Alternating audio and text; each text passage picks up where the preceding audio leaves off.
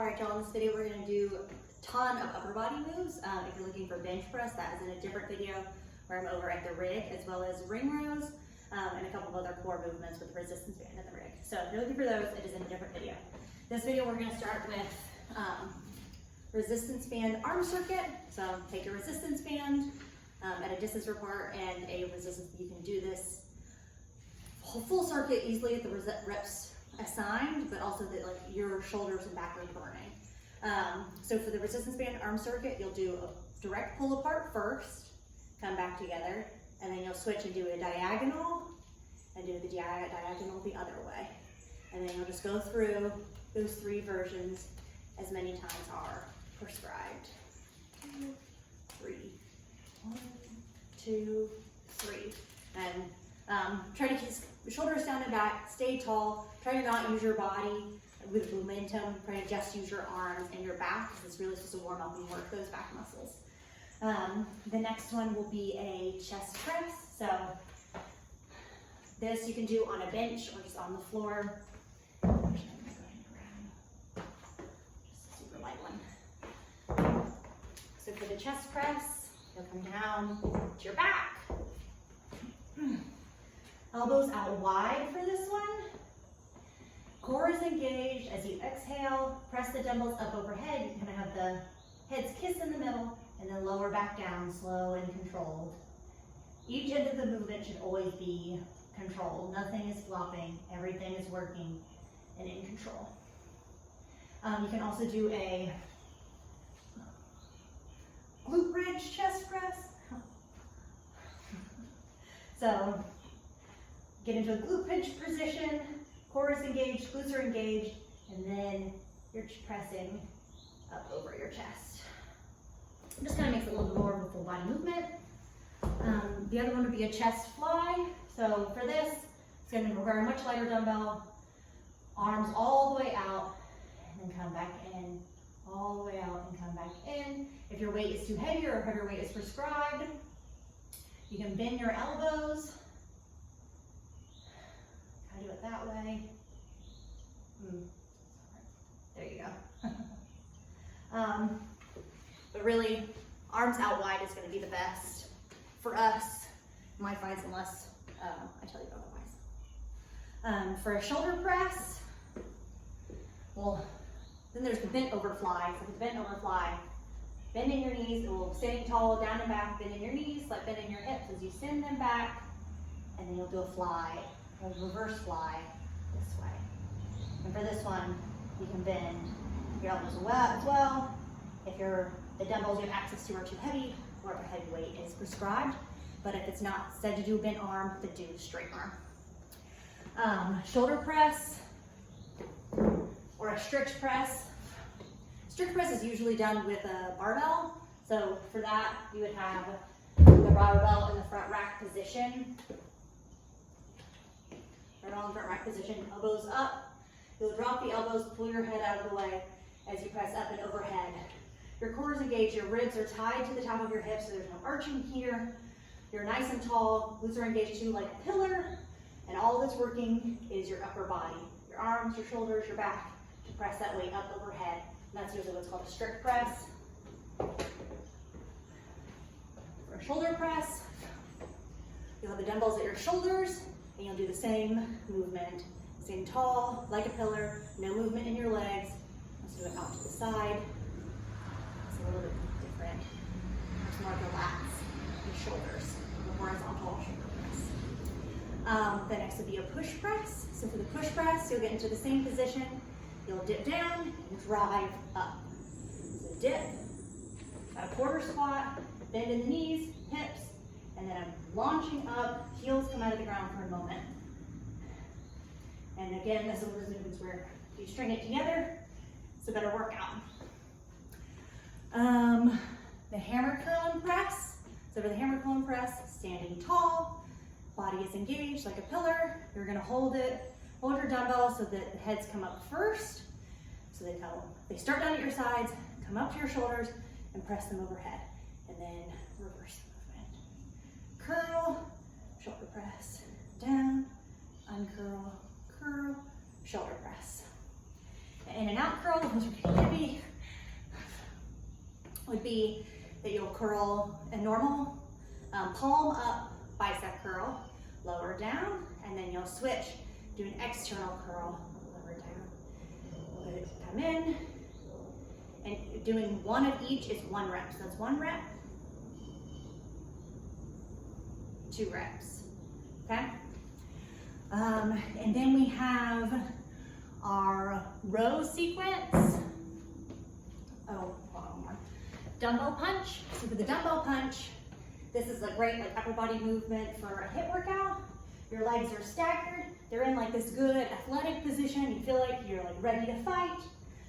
Standing tall, and you're punching the elbows out. They start palms facing each other, end palm down. But you're not going like this slow unless prescribed. The usual prescription is to go fast. 1, 2, 3, 4, 5, 6, 7, 8. And then you want to switch your legs halfway through so that they're, you're not just biasing to one side, and then do it that way. Your core should be engaged. You should feel very athletic when you're doing this. You're not just kind of like flopping them around. You're very controlled as you're moving. Okay, row sequence. So we'll start with the barbell row. For barbell row, hands about thumb's length from the knurling, feet and about hips to shoulder width apart, really about hip width apart. They don't need to be too wide. Slight bend in the knees, bend in the hips. As you send your hips back, your back is perfectly straight, core is very engaged, shoulder is down and back. So you have a perfectly straight back as you hinge forward. Barbell is down below you, and you pull it either to your nipples or to just above below your pecs or breasts. And you're really contracting the scapula and your lats to pull the barbell up into your body. I would really like your chest to be kind of parallel to the ground. If you're too far up, it's not quite the same movement, so you need to be nice and hinged. The other option, if you don't have a barbell, or if something else is prescribed, would be a dumbbell row. So same position, you're just rowing with the dumbbell. You can do it horizontally or vertically. A single arm row, you're either in this position, just kind of solo, or you can be leaning against a box, or if you have a bench, you can have your knee up on the bench, the legs slightly out for a tripod, and rowing up this way, and then switch. Again, your core is always engaged, shoulders are down and back. You start every movement with that perfect form. Row to tricep kickback would be being in that bent over row position, row, and then kick back the dumbbells for a tricep kickback. Come back, reverse, row, tricep kickback.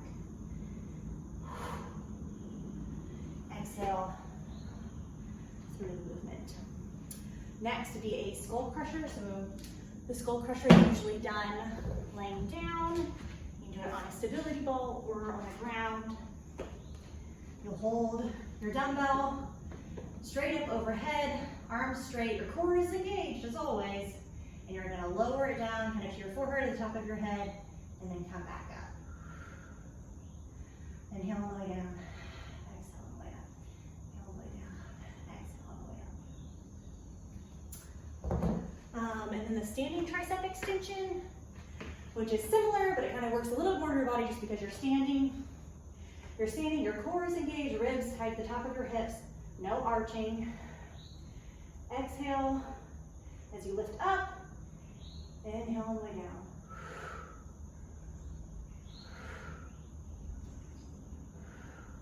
If you feel like maybe you're biasing one over the other, you can kind of switch hands halfway through. So if you start with one hand over the other, then you can switch. Next one is an external shoulder rotation. So you can do this with a resistance band between each hand or a very light dumbbell. Shoulder standing back, standing tall. You'll rotate out if you're using a resistance band.